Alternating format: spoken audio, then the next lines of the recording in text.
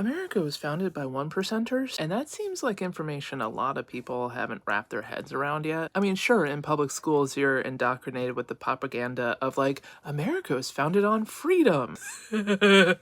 Freedom for the 1%. That's not what we're told during the Thanksgiving story of the Pilgrims and the Indians, for a reason. If you want to look at the sheer economics of it, back then, the average laborer made somewhere between 5 and 10 pounds a year.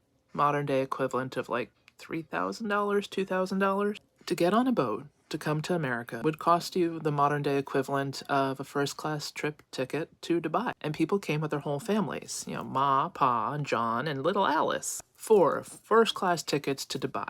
And because it sounds a little cray-cray, we're gonna get on a boat and we're gonna head this way. Yeah, nobody was extending them credit, like, sure, yeah, just swipe your Amex.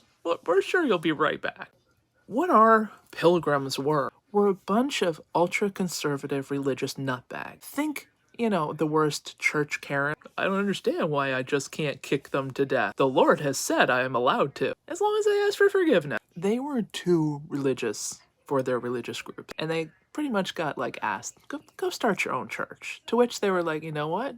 Screw it, not just our own church.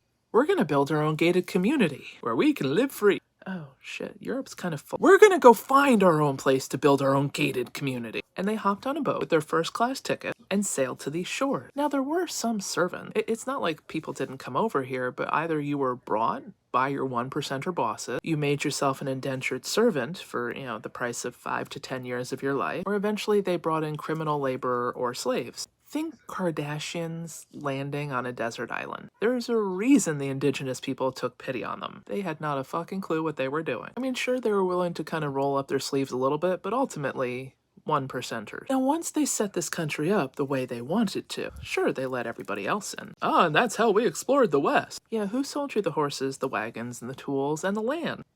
The 1%. Who the whole time collected your taxes, registered your land. It's always been theirs. But they tell these stories. Originally they used religion. Your toil on this earth shall be rewarded in heaven with Vestal virgins and unlimited Diet Cokes.